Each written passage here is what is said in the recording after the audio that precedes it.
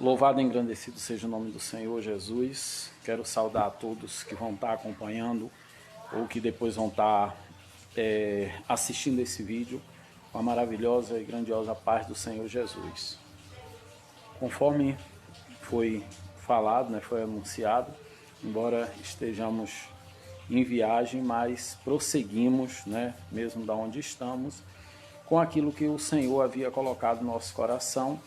E estamos aí cada vez mais buscando o conhecimento, o verdadeiro conhecimento nas coisas sagradas de Deus. E conforme foi dito, algo que não tem sido falado num contexto total, num contexto geral, apenas alguns pedaços em relação a dízimo.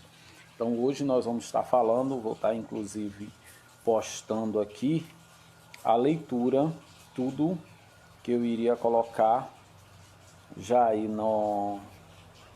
na própria descrição do vídeo, mas ficaria muito grande. Então, achei por bem colocar aí agora, pronto. Tá seguindo aí toda a referência que se encontra no livro de Malaquias. Então hoje nós não vamos falar de dízimos e ofertas separadamente. Eu não vou aqui pegar um pedaço da palavra de Deus, juntar com outro pedaço, para eu conseguir, dentro de um contexto direcionado, com palavras cortadas, trazer um entendimento daquilo que já está previamente definido, ou seja, pré-definido. É o compromisso real e verdadeiro com a palavra de Deus, e ainda mais quando o próprio, por sua infinita misericórdia, escolhe mais uma vez, como está escrito também nas Escrituras, e como foi a própria escolha e seleção dos discípulos, com um pequenino, ele simplesmente falar e trazer grandes revelações a respeito da sua vontade. Porque conforme ainda na postagem, inclusive de hoje exatamente, na postagem de hoje aí da Voz do Profeta, quando o Senhor me manda colocar algo, às vezes a gente quer atenuar um pouco as palavras, massagear um pouquinho os amados irmãos para não estar desferindo, digamos assim, como alguns dizem, golpes, a gente tenta amenizar a palavra e Deus vem de novo com a sua severidade. E hoje eu coloquei uma sentença aí que é um aprendizado dia a dia e eu aprendi. A palavra de Deus, as escrituras, as sagradas escrituras, elas não cabem interpretação. Nós não podemos interpretar, e vão se levantar muitos contra mim, principalmente os teólogos vão desafiar, vão entrar, vão tentar justificar, vão querer mostrar que se precisa interpretar. Aí eu deixo só uma pergunta: Deus precisa ser interpretado? É Deus. Ele não precisa de interpretação, ele não precisa de apresentações. Ele é Deus. O que foi que Deus disse a Moisés, quando Moisés disse: o que é que eu digo lá para o povo? Que o Deus de nossos pais, qual o seu nome? O Senhor disse o que para ele? Eu sou o que sou. Eu sou. Não preciso de apresentação. Eu não preciso de formalidade. Eu não preciso da sua burocracia. Eu não preciso de você, de vocês, para ser quem eu sou. Porque eu sou, é o que Deus diz. Então, quando ele dá uma ordem, não cabe interpretação. Não é a lei humana. Deus já tinha me feito falar sobre isso, e já falei em púlpitos há muitas vezes, há tempo atrás. E continuo falando. Não cabe interpretação. Deus diz: não roubará. É para não roubar. Mas eu não roubo, é porque eu faço umas continhas aqui a meu favor. Está roubando, é ladrão. Está descumprindo a lei. Não, mas na interpretação da palavra, você está indo na linha de Satanás, que Deus também já me ensinou, já tinha me falado. O maior subterfúgio dele é que muitas vezes querem bater de frente com ele, Satanás é o rei da mentira. Mas começou com a maior mentira. Ele não usa só de mentira. O maior ardil dele é aquele que você acredita, que é só omitir alguns detalhes. Como eu já desafiei teólogos anteriormente, para me mostrar no pecado original a grande mentira que Satanás contou. Ele não contou nenhuma mentira. Ele pegou a grande verdade, deturpou, deu uma volta, pegou contextos e largou para Eva. E Eva comeu. Mas isso já são outras águas, é outro dia. Hoje vou fazer a leitura completa, como eu falei, porque não adianta pegar um pedaço. Na descrição do vídeo, para começar, eu coloquei a palavra de Malaquias, que é a principal, que muito se fala e muito se pega, que é de Malaquias 3:8, né? E essa virou um ensinamento.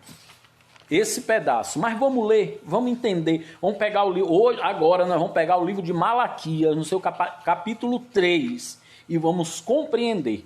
Sem interpretação, é a palavra nua e crua. É o que está aqui, é o que está acontecendo. Foi o que Deus falou ao profeta. Nós não precisamos interpretar. A palavra de Deus é pura, clara e cristalina. Vamos lá. Eis que eu envio o meu mensageiro, que preparará o caminho diante de mim. De repente virá ao seu templo o Senhor, a quem vós buscais, o anjo da aliança, a quem vós desejais. Eis que ele vem, diz o Senhor dos exércitos. Está apresentado? Já deu para entender? Já sabe quem é que está falando através do profeta? Vamos lá. Mas quem poderá suportar o dia da sua vinda? E quem poderá subsistir quando ele aparecer? Porque ele é como o fogo do ourive e como a potasa dos lavandeiros. Assentar-se-á como depurador e purificador de prata. Purificará os filhos de Levi e os refinará como ouro, como prata. Eles trarão ao Senhor justas ofertas. Então a oferta de Judá e de Jerusalém será agradável ao Senhor, como nos dias antigos e como nos primeiros anos. Tá claro, ele se apresentou. Aí fica uma grande pergunta, que é não é a interpretação, é o que está aqui. Será que realmente há condição, há possibilidade daquele povo receber a chegada do Senhor, do dono do templo? Eles têm condição de encarar a face do Senhor e como ourives e como ouro purificador trazer a verdade cristalina? Aquele povo suportaria? Não, mas se eles adorassem e servissem a Deus como nos primeiros anos, que isso vamos falar mais adiante, era uma coisa. Está bem claro, no momento atual é completamente diferente, não é a realidade. Eles não trazem uma oferta agradável ao Senhor. Isso não é interpretar, isso é o que está aqui. Enxergar-me-ei a vós, outros para juízo. Serei testemunha veloz contra os feiticeiros, contra os adúlteros, contra os que julgam falsamente e contra os que defraudam o salário do jornaleiro, e oprimem a viúva e o órfão, e torcem o direito dos estrangeiros, e não temem, diz o Senhor, não me temem, diz o Senhor dos exércitos. Resumindo, aqui está deixando bem claro que há uma desobediência total, completa e absoluta à lei que foi entregue por Moisés ao povo de Israel. Aqui não é interpretação, aqui é um resumo. Israel está em absoluta desobediência. Tem no meio, o povo não passa. Por quê? Não passa. Porque, vamos dar uma sentença geral, certo? Não passa, não são todos, mas o que tem no meio do povo, aquilo que não deveria ter e que não tinha nos primeiros anos, quando Israel foi tirada do Egito e foi trazida para servir ao Senhor, mas agora tem. Eles estão lá no meio do povo, feiticeiro, adúlteros, que julgam falsamente, que defraudam, né? Os que roubam, porque além dos defraudam, aí ele deixa bem claro o salário do jornaleiro, então aí já é roubo, não é fraude, né? Oprimem a viúva, quem ele mais mandou cuidar, a viúva e os órfãos. Descem o direito do estrangeiro, e Deus disse: olha, lembre que tu foste estrangeiro na terra estrangeira. Então, descumprindo tudo. E por último, e não menos importante, porque é o primeiro, não temem ao Senhor. E quem diz não é o profeta, diz o Senhor dos exércitos.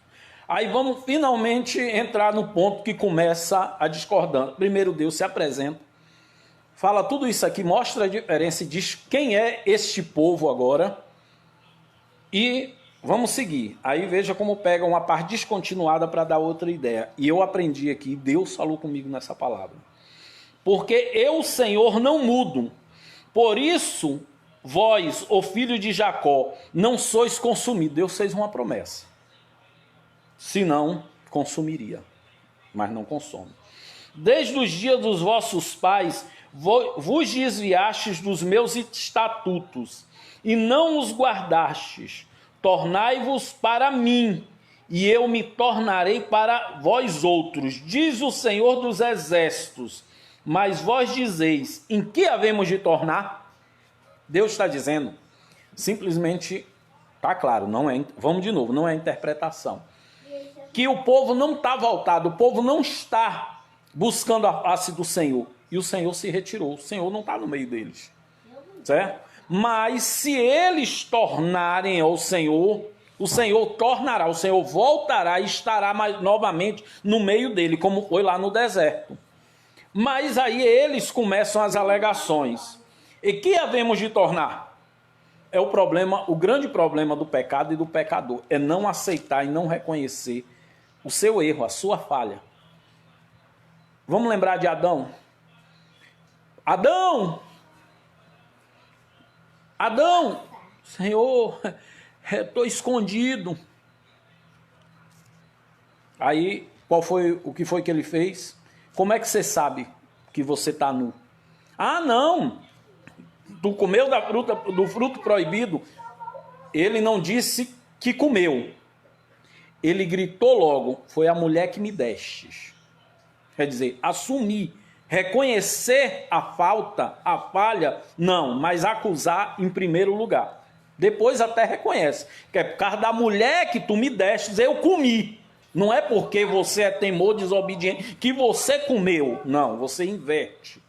Já começa a usar a astuta cilada de Satanás, né? As artimanhas dele, passa para a sua boca em vez de adorar a Deus, que seria com a verdade. Aí vem a sentença máxima, que é usada deturpada. Isso não foi ouvindo pregação, não foi ouvindo ninguém, foi meditando na palavra de Deus, conhecendo a verdade, como Jesus diz, e conhecereis a verdade, e a verdade vos libertará. Foi buscando nas Sagradas Escrituras que eu encontrei. Então, roubará o homem a Deus?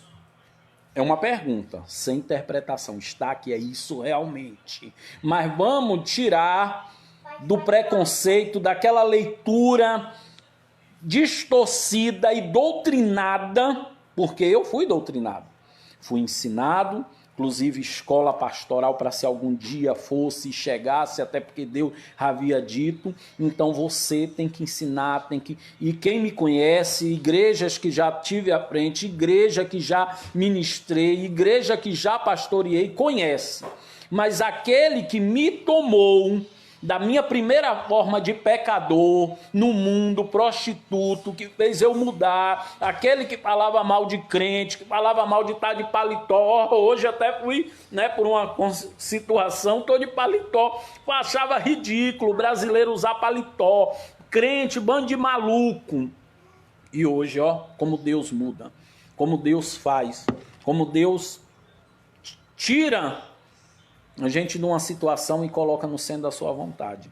Então, roubará o homem a Deus? É uma pergunta. Por causa, está dizendo lá, como é que nós vamos tornar? Primeiro, eu não tenho pecado. Aí Deus vem para mostrar. Roubará o homem a Deus? É uma pergunta. Todavia, vós me roubais e dizeis, Deus deu a sentença. Vocês me roubam. Agora, vocês dizem, em que te roubamos?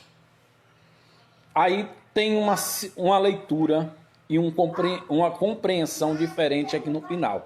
Vou ler todo para depois definir de novo. Roubará o homem a Deus? Todavia vós me roubais e dizeis, em que te roubamos? Nos dízimos e nas ofertas.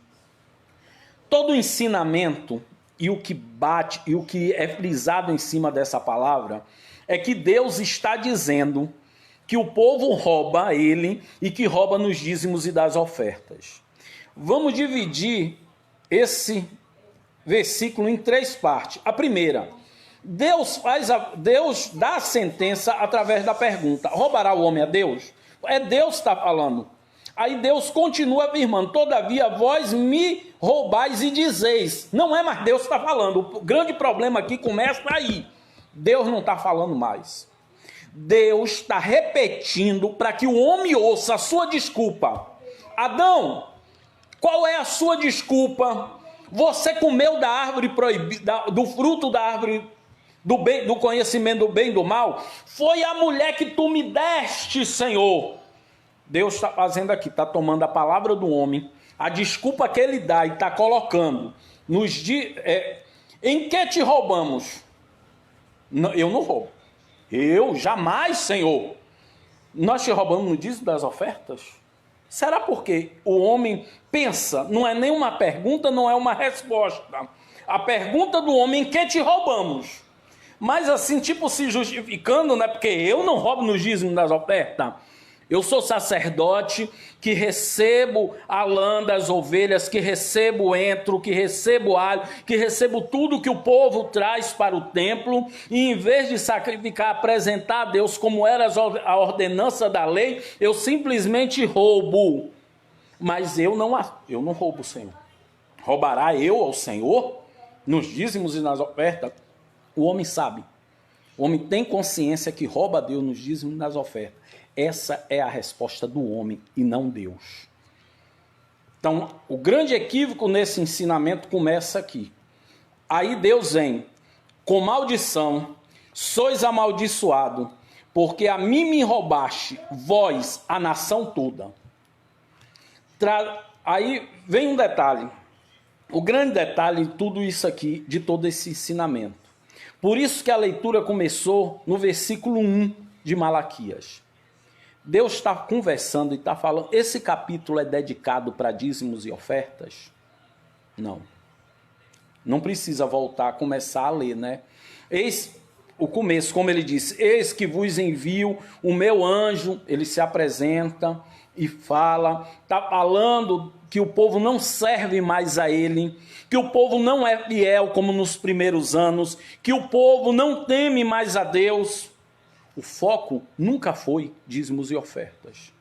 Mas o foco é o centro da desculpa humana. Qual a maior desculpa do homem? Porque Jesus disse: onde está o seu tesouro, também aí está o seu coração. O coração daquele povo estava no dinheiro. O coração daquele povo estava no que ele conseguia conquistar, naquilo que eles queriam que Deus os abençoasse, para ele mostrar para o mundo que era melhor, que era mais abençoado, porque tinha um único e verdadeiro Deus. E tudo isso se fundamentava no que ele conseguia ter para ele ser. O coração dele estava ali. Então Deus vem e traz: vocês não precisam tornar a mim. Tá bom, vocês não tornam a mim. Por quê? Porque roubará o homem a Deus? Deus está falando do roubo da adoração. Deus está falando do roubo do pecado original lá do homem, de Adão, da desobediência. Deus está falando que o homem não é fiel, não é sincero, não é verdadeiro na sua adoração, no seu servir, em seguir os seus ensinamentos e os seus mandamentos. É isso que Deus está falando. Mas Deus pega um princípio básico, algo que o homem aceita e reconhece que ele falha e que ele rouba nos dízimos e nas ofertas. E aí ele começa a trazer: ah, tá bom, esse é o ponto fraco, esse você aceita. Você assume então que você rouba nos dízimos. Não estamos assumindo, mas concordamos. Porque o homem pensou e logo falou, Deus ouviu e sabe e é consciente. Ele tem a consciência, pelo menos, do roubo do dízimo da oferta. E aí Deus vem, né, e dá uma sentença que, se você for analisar toda a diferença aqui, até o 18, você vai ver que o que Deus está falando está lá no livro de Levíticos, quando Deus anuncia, através do seu servo, está lá escrito: bênçãos e maldição, caso eles obedeçam ou desobedeçam as ordenanças, os mandamentos que Deus está falando. Aqui é uma síntese, aqui é um resumo e fomos enganados no ensino. Que aí prossegue a leitura. Trazei todo o dízimo à casa do tesouro, para que haja mantimento na minha casa. E provai-me nisto, diz o Senhor dos Exércitos, se eu não vos abrir a janela do céu e não derramar sobre vós bênçãos sem medidas. E aí continua a leitura, não vou me estender, senão esse vídeo vai ficar grande demais, né? E não é o que nós queremos, e ainda tem muito aqui para discorrer, muita coisa para você anotar, guardar e estudar. Porque o que eu falo aqui não é nada, porque eu volto e continuo o meu ensino. Eu não sou nada, eu não sou ninguém. Tudo aquilo que eu já sei, ainda estou aprendendo a palavra de Deus, ainda não é 10% daquilo que Deus exige e quer de mim, certo? Mas para abrir os vossos olhos, assim como os meus se abrem diante da palavra de Deus, conforme a vontade dele. Só para encerrar aqui, que é outro tema que é pego entre pedacinho, um texto sem contexto e que é muito importante, que é a do final, o versículo 18. Quando vocês obedecerem, quando vocês passarem a servir a Deus, aí tem aqui, então vereis outra vez a diferença entre o justo e o perverso, entre o que serve a Deus e o que não serve. Então está tudo junto. Não adianta ficar pegando essas palavrinhas separadas, juntando com outras, trazendo até referência ao Novo Testamento para justificar uma prática que foi determinada a partir de um certo momento. Não estou dizendo que dízimos e oferta foi determinada pelo homem, que fique bem claro, certo? Mas hoje, na atual situação que nós vivemos, na igreja testamentada por Jesus Cristo, aquele que ora foi morto por 3 dias, mas que no momento ele se encontra ressurreto nos céus. Então logo eu sirvo a um Deus vivo, eu não sirvo a Deus morto, eu não sirvo e eu não vivo diante da lei, eu vivo pela graça. Então se vós sois pertencentes à graça, o sacerdócio, a lei foi cumprida em Jesus Cristo. Logo, ele se fez nosso sacerdote, nosso sumo sacerdote. Então, nós devemos viver segundo os seus mandamentos e as suas ordenanças. E estudando, buscando, meditando, temos referência de Jesus olhando a viuvinha, nós temos referência de Jesus mandando os judeus obedecerem a ordenança do dízimos e ofertas. Mas nós não temos nenhuma direção, nem de Jesus, nem dos apóstolos, nem do grande teólogo, aí os teólogos que gostam tanto, me prove que Paulo deixou testificado, certo? Através de qualquer referência, principalmente nas epístolas, que não se encontram, ordenança sobre nós devermos obrigação de dízimos e ofertas de um templo que ora não existe mais. Porque dízimos e oferta foi instituído. E foi instituído em que momento? E aí que vem a grande surpresa quando Deus falou comigo nesse ensino e disse, está começando o entendimento e a compreensão por uma pré-definição, por algo que foi incutido, que foi ensinado, que foi trabalhado na sua mente, para que você reproduzisse dogmas humanos e não a minha vontade. E aí Deus me fez voltar a Gênesis 1, 26 ao 30. É o princípio de tudo. O livro da Gênesis. O que é que diz o livro da Gênesis? No seu capítulo 26, no seu capítulo 1, me perdoe, no seu capítulo 1, no versículo 26, igreja. Vamos cá. Então, 1, 26. A palavra nos diz, também disse Deus. Todo mundo conhece essa, né? Sentença maravilhosa. Passamos o homem à nossa imagem e semelhança, conforme a nossa... Perdoe, por causa de tradução, às vezes mistura tudo na mente. Vamos lá, conforme está escrito aqui nessa. Também disse Deus, façamos o homem à nossa imagem, conforme a nossa semelhança. Tenha ele domínio sobre os peixes do mar, sobre as aves do céu, sobre os animais domésticos, sobre toda a terra e sobre todos os répteis que rastejam pela terra. Criou Deus, pois o homem à sua imagem. A imagem de Deus os criou. Homem e mulher os criou. E Deus os abençoou e lhes disse: sede fecundos, multiplicai-vos, enchei a terra, sujeitai-a. Enchei a terra. Aí vem a grandes ordenanças, ó. Sujeitai-a. Dominai sobre os peixes do mar, sobre as aves do céu, sobre todos os animais que rastejam pela terra. E disse ainda: eis que te deixo o dízimo? Boa pergunta, né? Não, está aqui. E disse Deus ainda: eis que vos tenho dado todas as ervas que dão semente, e se acham na superfície de toda a terra, e todas as árvores em que há fruto que dê semente, e isto vos será por mantimento. E a todos os animais da terra, e a todas as aves do céu, e a todos os répteis da terra, em que há fôlego de vida, toda a erva verde lhe será para mantimento. Assim se fez. Deus criou tudo. Como nós sabemos e conhecemos, Deus criou os céus e a terra. Deus plantou um lindo jardim, o Éden, e fez o homem à sua imagem e semelhança e o colocou no Éden. Colocou para quê? Para que ele trouxesse dízimos e ofertas? Não.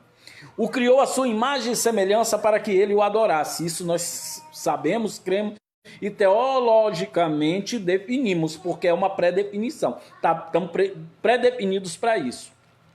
Mas Deus nos predefiniu para quê?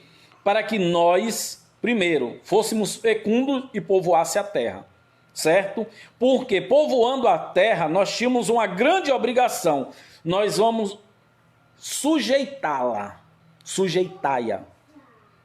A terra estava sujeita.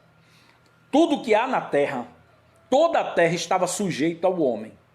E mandou que dominasse sobre o animal. Todos os animais estavam sobre o domínio. O que é o domínio? O poder, a autoridade, o respeito, a ponderância do homem, assim como nós estávamos para Deus. Mas a terra nos cabia dominar. Era domínio nosso, era possessão nossa, era herança nossa, como nós sabemos. Mas tudo isso foi perdida. Tudo isso, com o pecado, nós perdemos essa autoridade. Nós perdemos isso. Mas tem uma exigência aqui. Há, entre linhas, à margem, Deus mandou que eles pegassem as primícias das frutas que davam, dos frutos que davam nas árvores, que eles oferecessem, mandou que eles sacrificassem os animais que ele deveria dominar para sacrificar. Não, não tem nada disso. Quer ver a confirmação? Prossiga ainda em Gênesis 2, do 15 ao 17. Essa é menor, mas ainda vamos ler aqui um pouquinho. Tomou, pois, o Senhor Deus ao homem e o colocou no jardim do Éden, tudo isso que eu falei ainda há pouco, para o cultivar e o guardar. E o Senhor Deus lhe deu esta ordem, de novo, é para ficar bem clara, Deus martelou no meu juízo, me deu para eu cair de joelho, prostrado e de boca aberta para entender só isso aqui. Qual foi a ordem de Deus? De toda árvore do jardim comerás livremente, mas da árvore do conhecimento do bem e do mal não comerás, porque no dia em que dela comeres, certamente morrerá. E aí? Era só uma coisa. Não tinha dízimo, não tinha oferta, não tinha sacrifício, não tinha nada. Era apenas uma coisa. Me obedece. Me obedece. Tá vendo aqui? É a árvore do conhecimento do bem e do mal. Se você comer dela, certamente você morrerá. Se você me desobedecer, a minha ordem como teu pai, como teu criador, é que não tome desse fruto. É só isso que você precisa. Não tem mais nada para você fazer aqui. Aliás, tem muito trabalho para você fazer. Você vai vigiar, você vai cultivar, você vai tomar conta, você vai dominar, você vai sujeitar. Essa é a sua obrigação aqui. Sua obrigação como meu filho é fazer isso aqui, tão somente e puramente e unicamente. E aí o homem vai e desobedece. Foi a entrada do pecado, o pecado de desobediência, que quebrou o grande elo de ligação e intimidade que o homem tinha com Deus. E quebrou e perdeu essa autoridade de dominar, essa autoridade de sujeitar o homem perdeu. E agora ele é lançado fora do paraíso. E aí agora nós vamos começar uma busca. O homem vai procurar buscar a ligação perdida com Deus. A distância agora estabelecida, o homem precisa encurtar. E como é que o homem encontra uma forma? Pegar e apresentar, sacrificar. Buscar atrair a presença de Deus com sacrifícios, com bem, com insumos, com produtos. E aí nós temos, eu vou me limitar agora a fazer leitura e vou trazer as referências àqueles, pedir aí a minha querida Jéssica, que está aí online, que ela, quando eu falar referência, ela coloca aí, vai na descrição, colocando as referências, todo mundo vão, depois que quiser tirar suas dúvidas, vai lá e confere. O homem agora afastado e longe de Deus precisa de adoração. Em Gênesis 4, 26, nós vamos ter, deixa eu lembrar aqui, que às vezes eu anoto só a referência, justamente, 4, do 26, nós vamos ter justamente o final, o ápice da história de Caim e Abel. Não, é no sentido de que o homem, comprovando isso, que o homem busca. Só que aí eu vou ter que ir lá na frente para poder voltar aqui, né? Então, mas tão somente depois realmente de Caim e Abel que nós vamos ter biblicamente a primeira quando confirma aquilo que eu havia dito, que finalmente, né, de Enos, né, filho de Sete, começa-se a invocar. O que é evocar? Começa a fazer menção, a chamar, a atrair a atenção de Deus para si. Mas antes mesmo dessa referência, antes disso, houve outros dois homens na história, descendentes de Adão, que buscaram fazer isso. Como foi que eles buscaram? Que é aí que vem a grande diferença e um ensinamento drástico para nossas vidas e um resumo que eu vou colocar aí. Jéssica, além da referência, puder colocar esse resumo agora. Dízimo e oferta. Dízimo, principalmente. Não vou falar de oferta, eles fizeram uma oferta, mas que vocês entendam. Dízimo é... De novo, agora foi o Facebook. O Facebook simplesmente mandou um alerta que estava finalizando o meu vídeo. Ainda bem que consegui reverter. Tá online, não tá, Jéssica? Tá, né? Mas agora foi o Facebook que ameaçou cancelar aqui o vídeo. Mas vamos lá. Então, dízimo é gratidão e não barganha. Na história de Gênesis 4, nós vamos ver a história de Caim e Abel. A grande diferença, teologicamente se debate muito, o EBD se fala muito, qual é a grande diferença entre o sacrifício, porque a Bíblia não explica. Um simplesmente agradou a Deus e o outro não, mas todos dois trouxeram. Vamos fazer a leitura. Essa não dá para evitar, eu preciso fazer a leitura.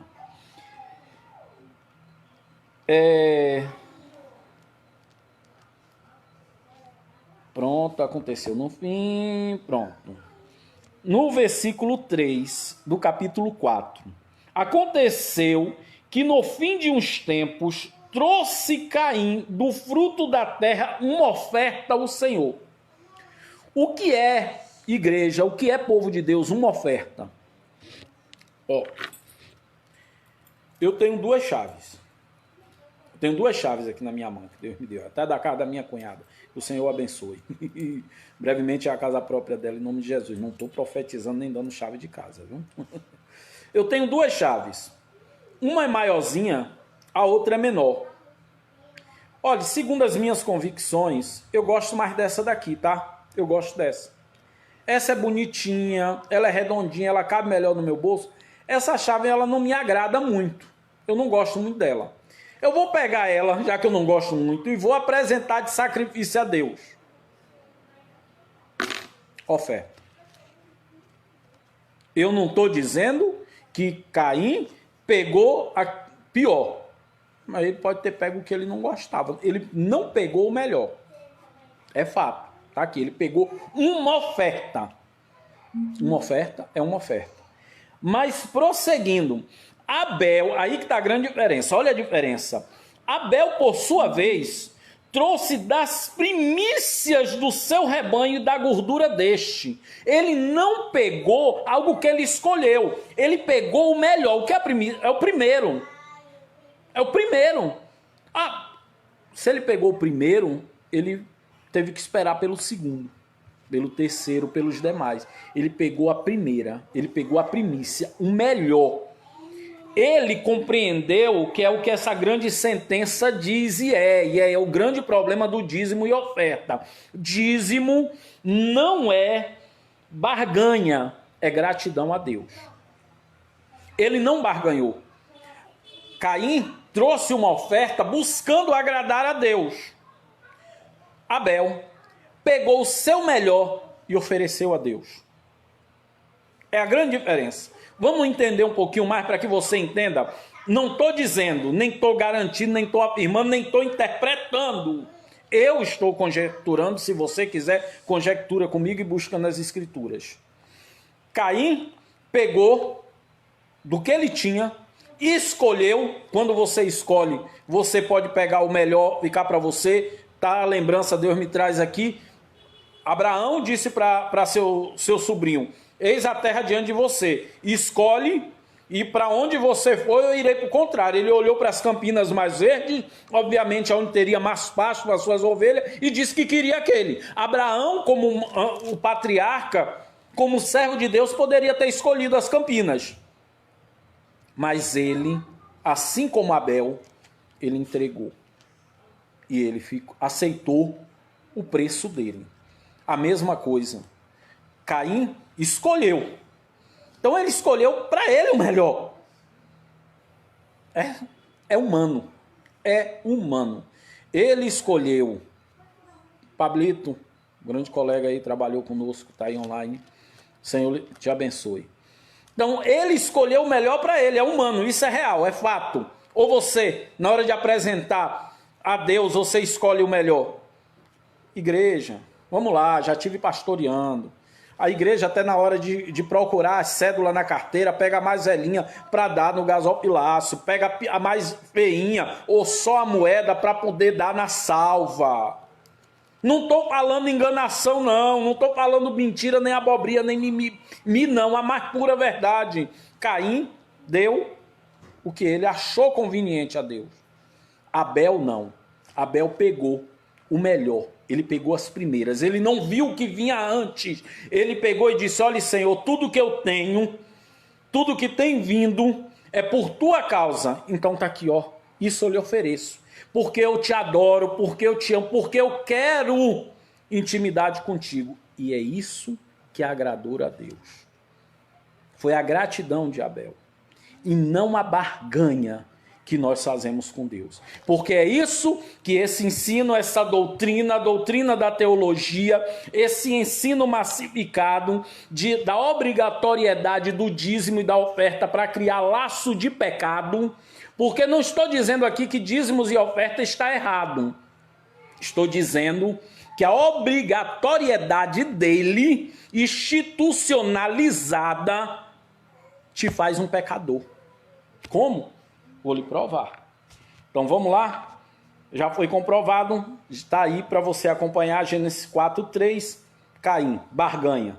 Gênesis 4:4, holocausto, oferta. Aquilo que Abel apresentou a Deus, entregou, deu, doou e agradou. É isso que agrada a Deus. Só que o homem tinha perdido, vamos lá, no paraíso, tinha perdido aquela ordenança.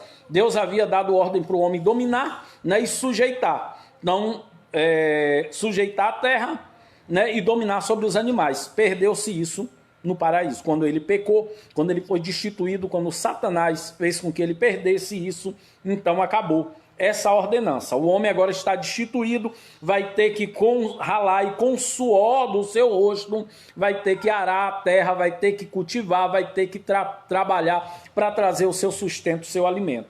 Aí nós vamos ver uma segunda ordenança da parte de Deus. No livro de Gênesis, no seu capítulo 9, do versículo 1 a seguir, nós temos uma história maravilhosa, um relato bíblico sobre uma nova aliança que Deus faz com quem? Com ninguém menos do que Noé. Então, no meio daquela geração né, vem os filhos dos filhos dos filhos de Adão. Finalmente o homem consegue alcançar um ápice, né, que desagrada a Deus. Imagina, naquela época eles conseguiram, né? Imagina nós hoje em dia, o número, o grau, né, de reprovação desse Deus. Porque Sodoma e Gomorra era pichinha, né? As coisas daquela época ainda eram poucas perto da que hoje temos ainda transmitida ao vivo através das redes sociais, através de canais de televisão e tudo mais. Então, o pecado se ampliou e a quantidade desse pecado avolumou-se sem tamanho. Então, no livro de Gênesis 9, nós temos a história de Noé. E Deus traz esse homem, coloca dentro da arca, traz os animais que durante um tempo ficaram sobre um convívio, e vai ser para outro assunto, outro dia, outra live, uma palavra que Deus já havia me falado aqui sobre revelações que eu peço tanto. Por causa do estudo ainda continua Vidas de Profeta, continua dia a dia, né? Eu tinha uma grande dúvida sobre o tempo, como foi a vivência e o ambiente do homem com o leão. Gente, o leão veio andando, o urso para na frente de um urso e diz: olhe meu ursinho lindo, nhau, acabou para você. Para na frente do leão e diz: oh, que gatinho lindo, para você ver para você. Mas a palavra é bem clara, esses animais vieram por conta própria, entraram na arca e eles conviveram com Noé e sua família lá. Mas o grande problema, leão come o quê, hein? Tinha animal suficiente para esse leão comer? Ah, mas os teólogos vão dizer que eles caíram no pesado sono que o Senhor colocou. Mas, gente, entenda uma coisa, ele entrou, ele viu o homem, ele viu a ovelha, ele viu os animais que normalmente ele come na natureza, tanto na entrada dele na arca, quanto na saída. E ele não avançou em ninguém. Mistério de Deus. Mas isso é para outra hora. Vamos lá. Então, precisamente no momento em que ele sai da arca, eu agora não vou me ater, está aí a referência, vocês estudam, vocês confirmam se Deus realmente está falando através da sua palavra e se isso tudo é verdade. Então, quando ele sai da arca, que mais uma vez Deus renova a sua aliança com o homem. Deus determina que não mais trará um grande dilúvio, que não mais destruirá a terra, como água, o arco, tudo mais, abençoa o homem, mas ele dá uma grande sentença. Ele diz que a partir daquele momento, com a abertura da porta, com a saída dos animais, ele colocará pavor entre os animais e os homens. É por isso, conforme que eu falei ainda há pouco, você não pode parar na frente do leão. Oh, que gatinho lindo! Nem na frente do urso, nem na frente do tigre. Há pavor. Ele, na necessidade dele selvástica de comer carne, que é outro problema, né? É fruto do pecado, tudo isso, até isso, sobrou para os animais, mas lembrando, é outra live. Então, ele vai avançar no homem. E o homem, por sua vez, por medo, tende a necessidade de matá-lo para poder sobreviver. Mas tudo ordenança determinado por Deus. E não houve uma determinação de Deus para que a partir daquele momento o homem fizesse ou apresentasse qualquer dízimo, qualquer oferta. Mas Noé, de boa vontade, entendendo e compreendendo aquele grande milagre que ele havia recebido, a misericórdia e a salvação para ele, para toda a sua família, ele toma dali do animal e ele faz um sacrifício. Lembra a palavra lá?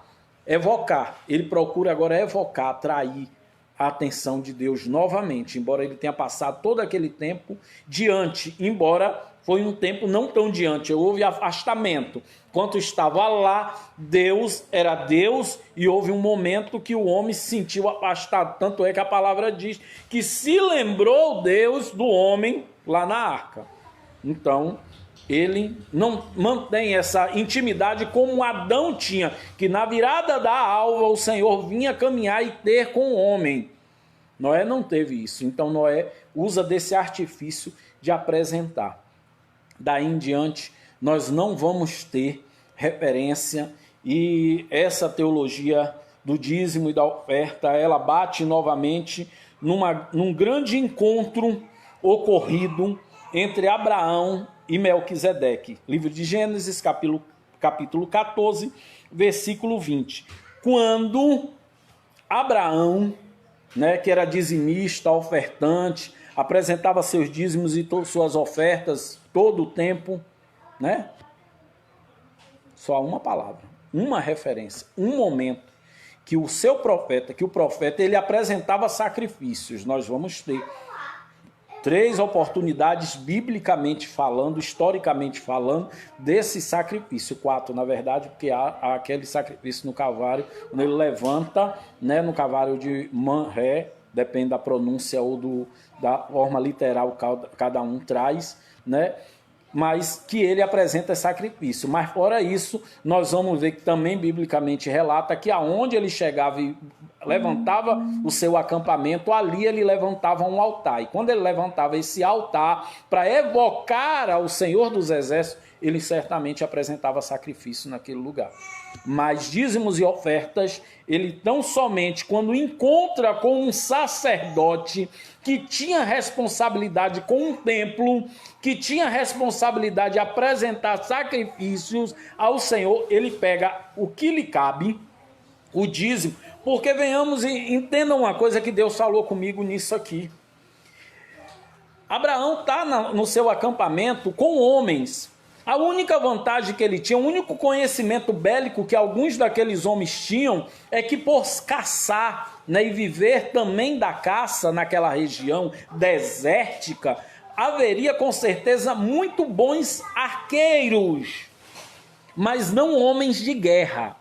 Ele não tinha soldados à sua disposição, ele não tinha mercenários trabalhando para ele, ele não convocou um grande exército, mas sim um exército composto por 4 reis, na qual tinham homens armados, preparados para a guerra, e que guerrearam em nome daqueles reis e destruíram 5 cidades, 5 reinos.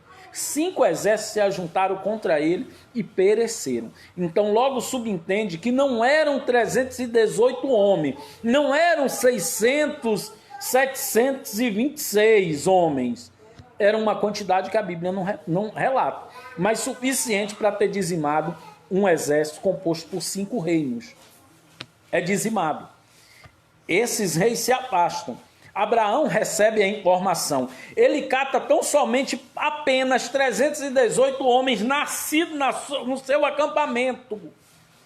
É para ficar bem claro, foi nascido no acampamento dele, não foi nascido no exército, não foi nascido num lugar e treinado nas artes da guerra. Eram homens do campo, eram criadores de ovelhas. E esses homens se armaram do que tinha e foram à peleja. Foram e venceram aquele exército. Então, quando encontra o sacerdote, que por um acaso não é bem claro que o sacerdote reconhece ele como profeta e o abençoa, ele pega o dízimo, uma 10ª daquilo que ele havia terminado de receber. A Bíblia não relata que ele pegou a 10ª de tudo que ele tinha ganho a vida toda, que ele pegou a 10ª do que ele acumulou naquele mês, naquela temporada, naquele ano. Diz que pegou a 10ª daquele espólio de guerra, porque a vida dele, do sobrinho da família e dos homens dele foi guardada pela mão de Deus. Então ele entende e compreende que tudo aquilo que ele conquistou naquele momento não pertence a ele, foi Deus que deu. Então ele pega uma 10ª daquilo que era um costume das religiões e dos povos daquela época e daquele lugar, já era costume. Então ele pega aquilo e apresenta ao sacerdote. E o sacerdote recebe, apresenta a Deus e com certeza levou para o templo, para a manutenção do templo. Então essa é uma ordenança e hoje nos aplica e nos dá esse ensinamento como se judeus fôssemos ainda, somos filhos de Abraão, somos diante da promessa pela fé, tidos filhos de Abraão, somos co-herdeiros das promessas, porque éramos gentios, tudo isso mas é pela fé. Não é pelo sangue, não é pela carne, não é pela lei. Então, pela lei, vou resumir bastante, né? Então, mas antes de resumir não dá. Vamos deixar bem claro. O que somos para Deus? O que você é para Deus? No livro de Êxodo 4, no seu versículo 22, quando Deus diz e quando está dizendo o que é que Moisés vai dizer a Faraó, deixa eu abrir Êxodo 4. Jéssica não está aí para colocar, está ali, está online, mas... Então, no livro de Êxodo 4, lembrando, Êxodo 4, no 22, vamos fazer aqui. Dirás a Faraó, assim diz o Senhor, Israel é meu primogênito. O que é primogênito? É um filho, não é verdade? Aí eu faço uma outra grande pergunta. E Jesus já respondeu ela. Vou resumir, não vou falar em referência, né? Jesus já respondeu. Há uma diferença entre servo e filho. Servo não fica na casa para sempre. O filho não só permanece, como o filho é herdeiro, ele é dono de tudo. Então, quando e qual a necessidade? Outra diferença. O servo recebe, depende, né? Se for um servo de servidão, escravo, ele não recebe. Ele recebe apenas o alimento e dedica a sua vida ao seu senhor. Se for uma servidão assalariada, ele presta aquele serviço, ele se entrega de si para receber aquele sustento, para receber um monetário para o seu mantimento, para a sua vida. Porque ele não tem nada do seu senhor, a não ser as bênçãos que dele vier. Mas ele não é da casa, ele não é a casa. Mas o filho não, o filho mesmo quando trabalha para o seu pai, seu senhor, vamos colocar também, né? Porque é o senhor, como falamos, alguém com autoridade superior a nós, ele recebe o sustento daquilo que lhe pertence. Ele recebe um salário, ele precisa ser sustentado, ele tem tudo, seja na casa ou já tenha constituído a sua família, receba um salário do pai pelo trabalho ali daquela época, mas hoje também naquilo. Mas no final de tudo, a empresa, no final de tudo, a fazenda, no final de tudo, os bens adquiridos pelo pai pertencem ao filho, é por ele a herança, é dele, pertence a ele. Então não havia necessidade, não há necessidade da entrega do nosso dízimo e oferta. Mas o povo, aquele povo era um povo de dura cerviz. Aquele povo precisava de anteparos e de coisas materiais para mantê-lo ligado e mantido na adoração. E agora Deus institui e determina a criação do tabernáculo. Deus manda erigir o tabernáculo. Deus escolhe no meio do seu povo uma família que irá trabalhar nesse tabernáculo e esse povo não terá herança. Aí agora, que é o que biblicamente se fala e se dá como anteparo, foi institucionalizado por Deus, porque foi criada uma fundação, a fundação do templo, e o homem agora tem a obrigação de trazer não só as suas ofertas, sejam aquelas voluntárias, sejam aquelas determinadas por Deus pelos seus pecados, pela expiação, pelos primogênitos que conta com a sua vida, que foi salva lá no Egito. Então todas essas ordenanças de Deus são colocadas dentro de um santuário, de um templo de adoração. E agora, para que aqueles que não têm herança e que estão sujeitos a ministrarem nesse sacerdócio não fiquem desamparados, Deus institui que seja dado o dízimo, que é uma 10ª parte daquilo que você acumula, daquilo que você ganha, do seu sustento, para que seja sustentada aquela tribo. Esse sustento não era mensal, não era diário, não era constante, como hoje é exigido e determinado. Aquilo ocorria uma vez por mês. E alguns teólogos, né, alguns ministradores nos dias de hoje, vão até dizer que aquilo era apenas em alimento, que aquilo era apenas fruto da terra, que aquilo era só materiais e bens, que não era em dinheiro. Mas há referência, e está aqui, depois até nos comentários aí, se alguém tiver dúvida e quiser, eu vou postando mais informações, o que alguém queira, agora não dá para estar postando. É referência que aquele que a viagem, Deus fala da viagem, Se a viagem foi muito grande para que se chegue com esses bens, com esses produtos da terra, até o templo, até o lugar de adoração, que esses bens seja vendido ali na sua região, que você guarde o dinheiro para que você traga e seja apresentado no templo, para que os sacerdotes recebam, abençoem em nome de Deus e dê o devido destino de manutenção, de subsistência e a herança daquele povo que não tinha herança e que estava ali dedicada ao sacerdócio. Essa é a ordenança para os judeus. E finalmente, no livro de Malaquias, o último grande profeta, antes do anúncio da chegada do nosso Messias, antes do anúncio através de João Batista, de que o nosso Cordeiro Pascual, aquele que tira o pecado do mundo, aquele que era o sumo sacrifício, o único e verdadeiro sacrifício, ao qual todo aquele sacrifício levítico estava apontando, não chegava. Malaquias, direcionado por Deus, não está ensinando, não está criticando sobre dízimos e ofertas do povo. Ele está criticando sobre o povo, Deus está criticando sobre a falsa adoração, sobre o povo ter se desviado da sua presença, sobre o povo não ter temor a ele, sobre o povo se omitir do seu grande pecado, mas ele pega apenas como exemplo a única coisa que o homem dá brecha e reconhece como erro, como pecado. O homem não aceita que ele é adúltero. Ele não aceita que ele é prostituto. Ele não aceita tudo aquilo que Deus fala a respeito dele. Mas ele aceita dentro de si, ele compreende que quando Deus diz roubará o homem a Deus, ele vai se defender. Não, nisso aí eu me defendo. Nisso aí, como pode eu roubar o homem a Deus? No dízimo, na oferta? Ele está pensando consigo mesmo. Ele está falando consigo mesmo e Deus está falando que é o que ele aceita, é o que ele reconhece.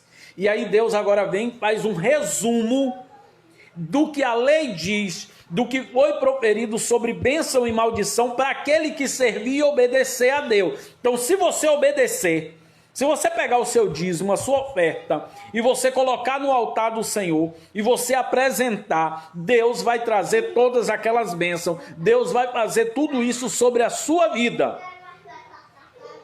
Mas, para Israel, eu sou israelita de coração. Como eu digo há muitos anos, quando novo convertido, eu me deparei a primeira vez e fiquei impressionado.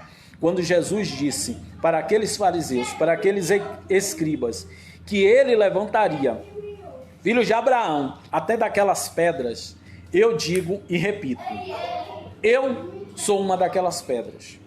Eu era pó dessa terra. Eu pertencia e pertenço ao povo gentílico. Eu não sou filho de Abraão de sangue. Eu não sou herdeiro da promessa de Deus. Mas eu sou co-herdeiro em Cristo, porque eu sou uma nova criatura. Eu não vivo pela lei, mas eu vivo pela graça em Jesus Cristo. Aquele que morreu na cruz, aquele que verteu seu sangue para selar a aliança de Deus com a humanidade. Mas aquele que venceu a morte, que subiu aos céus e permanece vivo. Então, a seu anúncio, a sua palavra é viva. E o templo, conforme a palavra dele antes de crucificado, aquele templo foi destruído. Nós não temos mais o templo para levar. Mas aí os teólogos e os discutidores, né, vão colocar assim, esses que discutem essa teologia do dízimo. Não, mas a igreja, os apóstolos instituíram.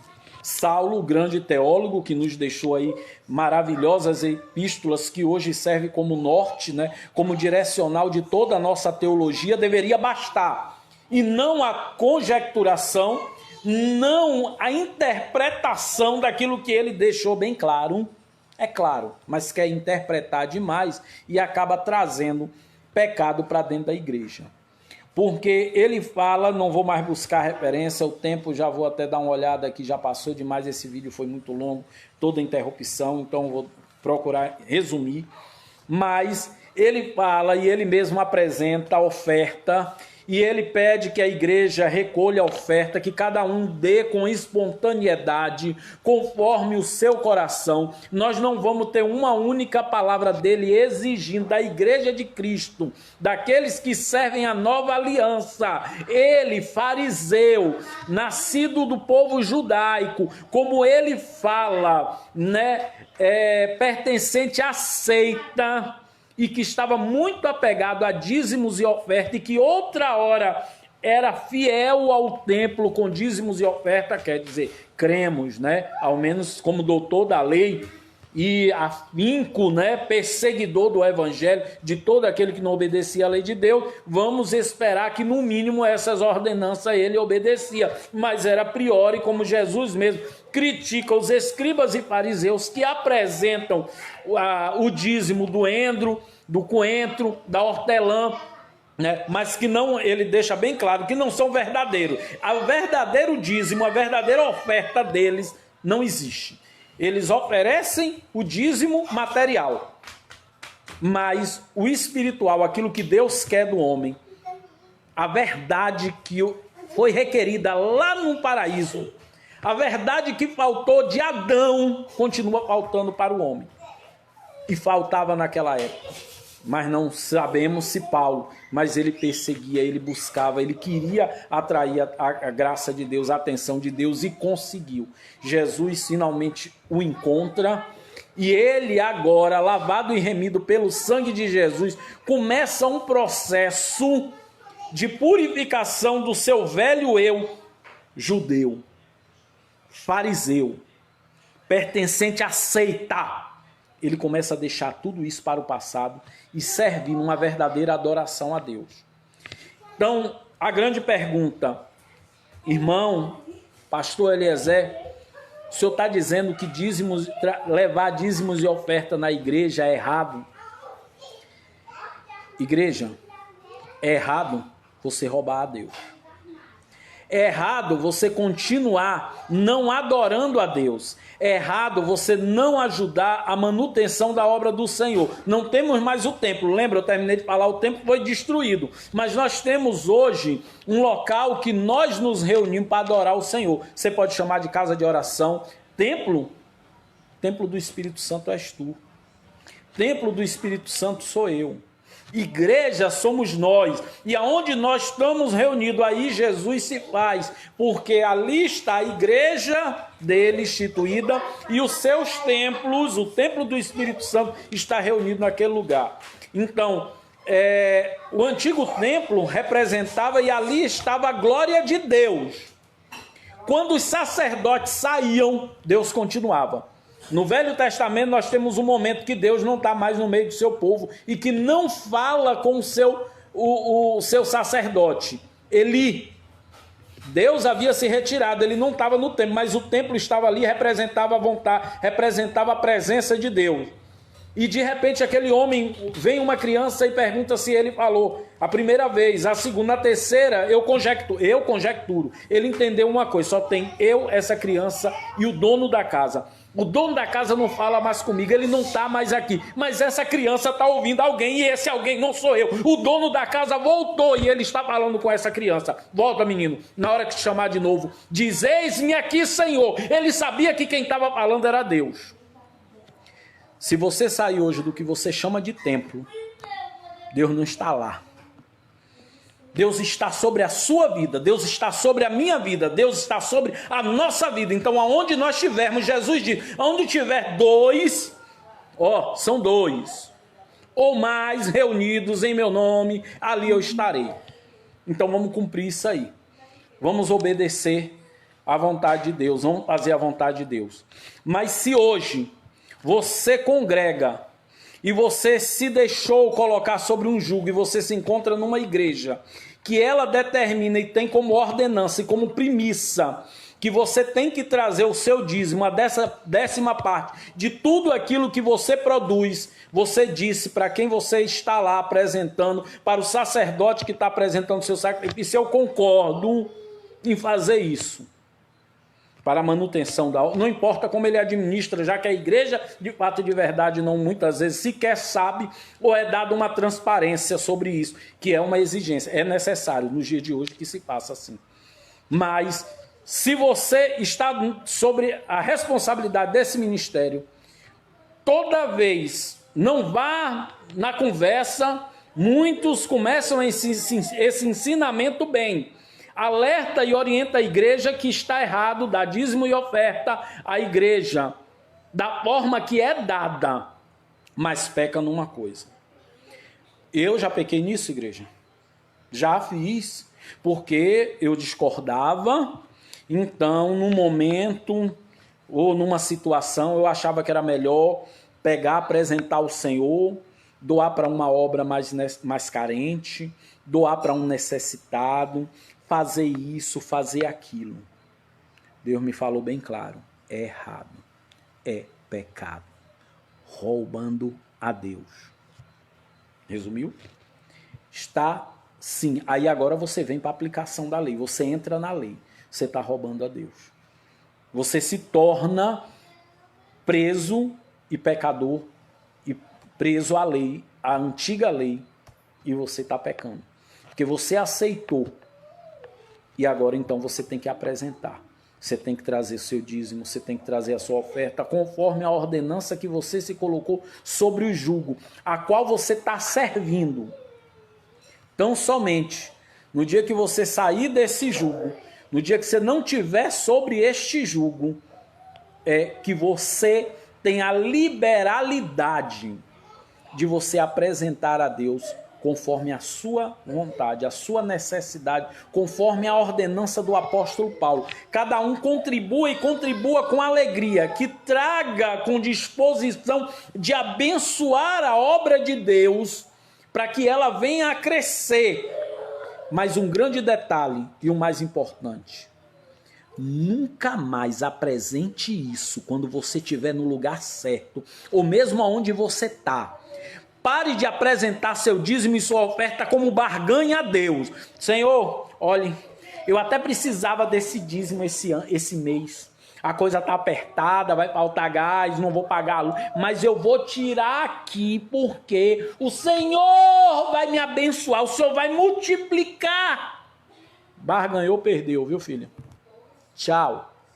Tchau as bênçãos, tchau a prosperidade. Você está barganhando com Deus. Com barganha não tem. Na hora que você quiser apresentar, na hora que você quiser ver a obra de Deus crescer, na hora que você tiver desprendimento, mesmo que você sinta até a falta lá na frente, mas que você entregar aqui, ó Senhor, eu te agradeço. Olha o que eu tenho. Olha o que o Senhor me deu. Olha tudo o que eu possuo. Eu te agradeço. E aqui a minha parte. Isso aqui vai até me fazer falta, mas eu dou a ti. Eu te entrego e eu te agradeço, porque muito o Senhor tem me dado. Pare de entregar, olhando o que você vai receber lá na frente da parte de Deus. Esse é o grande pecado. Esse é o grande erro. Isso é que não agrada a Deus. Eu agradeço aí a todos. Desculpe, se estendeu, apesar das falhas, o vai e vem. O ensino realmente foi muito, né?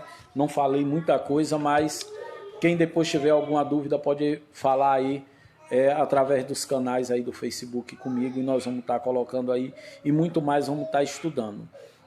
Estou pedindo direção a Deus para ver na próxima sexta-feira, realmente, porque com certeza disso aí, de abertura de olhos, eu que achava que eu tinha os olhos abertos, Deus está me confrontando ainda mais nos últimos dias, nos últimos tempos.